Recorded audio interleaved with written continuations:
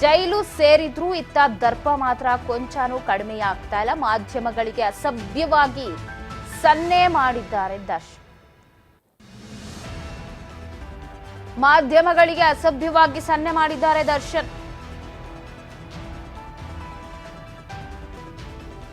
ಜೈಲು ಸೇರಿದ್ರೂ ಕೂಡ ದರ್ಪ ಮಾತ್ರ ಸ್ವಲ್ಪನೂ ಕಡಿಮೆ ಆಗಿಲ್ಲ. ಇವತ್ತು ವಕೀಲರನ್ನ ಭೇಟಿಯಾಗ್ಲಿಕ್ಕೆ ಅಂತ ದರ್ಶನ್ ಬರುವಾಗ ಮಾಧ್ಯಮಗಳಿಗೆ ಅಸಭ್ಯವಾದ ಬಿಹೇವಿಯರ್ ತೋರಿಸಿರೋದು, ಅಸಭ್ಯವಾದ ಸನ್ನೆಯನ್ನ ಮಾಡಿದ್ದಾರೆ ದರ್ಶನ್.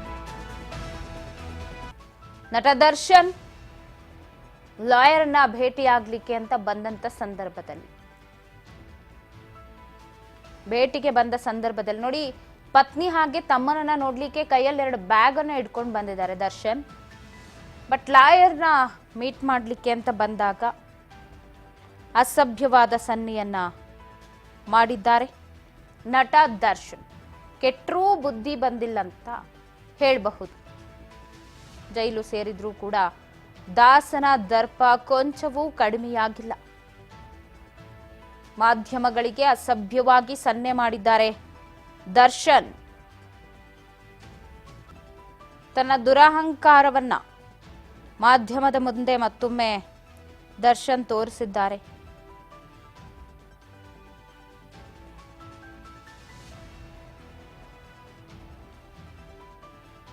ಈಗಾಗಲೇ ಜೈಲು ವಾಸವನ್ನ ಅನುಭವಿಸ್ತಾ 80 ದಿನಗಳೇ ಆಯ್ತು ಅಂತ ಅನ್ಸುತ್ತೆ.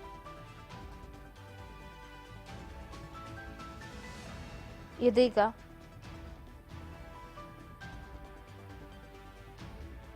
ಮಾಧ್ಯಮಗಳಿಗೆ ಅಸಭ್ಯವಾದ ಸನ್ನೆಯನ್ನ ಮಾಡಿದ್ದಾರೆ ನಟ ದರ್ಶನ್.